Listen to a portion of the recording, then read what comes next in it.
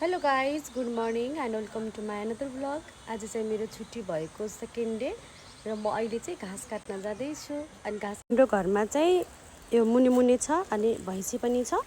हामी चाहिँ भैँसीलाई घाँस काट्न जाँदैछौँ। हामी चाहिँ करिब 10 मिनट हिँडेर जानुपर्छ घाँस काट्नको लागि चाहिँ। मसँग मम्मी पनि जाँदै हुनुहुन्छ। मम्मी म चाहिँ जान लागेको। फुलहरू फुलिरहेको छ। आज मौसम निकै राम्रो छ, घाम पनि धेरै छैन।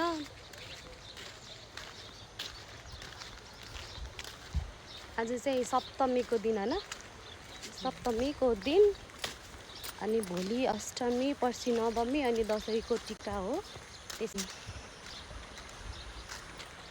यस्तै हो गाइज, नेपालमा बसेपछि किसान परी हो, काम गर्नु परिहाल्यो हैन। यहाँ चाहिँ धानको बाला झुलिरहेको छ। यो धानको बाला झुल्ने बेला चाहिँ एउटा भाइब्स आउँछ कि अब दसैँ तिहार नजिकिँदै छ भन्ने एउटा उमङ्ग छाउँछ क्या मनमा चाहिँ। एकदम रमाइलो लाग्छ यति बेलाको मौसम चाहिँ। यहाँ चाहिँ यस्तो राम्रो यो के फुल्या भन्छ अरे मम्मी यसलाई? काँस फुलेको अरे यो चाहिँ। पहिला चाहिँ अलिकति राम्रो थियो, अहिले सबै झरिसकेर यस्तो छ। यो चाहिँ हाम्रो शिव मन्दिर हो। यहाँ चाहिँ बस्ने चौपारी पनि छ अनि मन्दिर प्लस त्यो टोलको भवन हो। हामी चाहिँ खोला तर्नुपर्छ। यो खोला चाहिँ अहिले सुकेको छ। पहिला बर्खामा अलिकति ठुलो हुन्छ, अब चाहिँ बर्खा सकिन आँटो, त्यही भएर चाहिँ धेरै ठुलो चाहिँ छैन।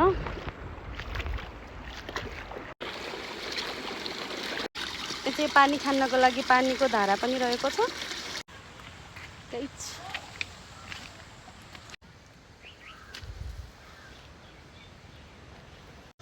बाटो त एकदम खत्तम छ, आलीबाट हिँड्नुपर्छ।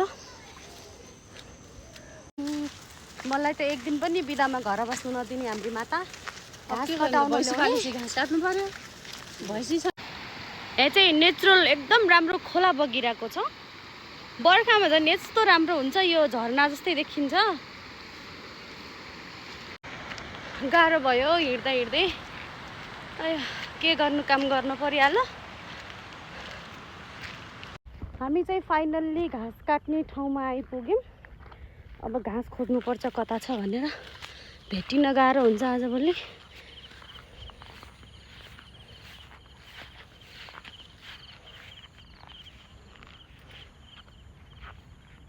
यहाँ चाहिँ मैले एउटा अनौठो प्लान्ट भेटाएँ होइन। यसलाई टच गर्दा बित्तिकै क्लोज हुन्छ। यसलाई चाहिँ के भन्छ मलाई थाहा छैन, नाम चाहिँ ट्याक्कै नाम थाहा पाएकोले लेख्नु होला कमेन्टमा।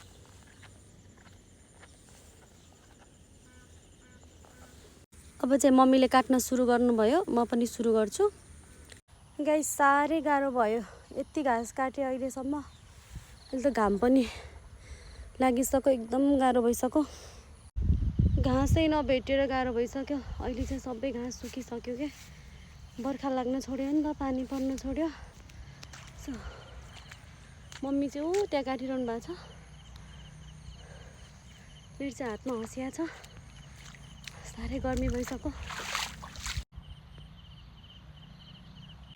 एकदम राम्रो भ्यू देखिन्छ यहाँबाट चाहिँ।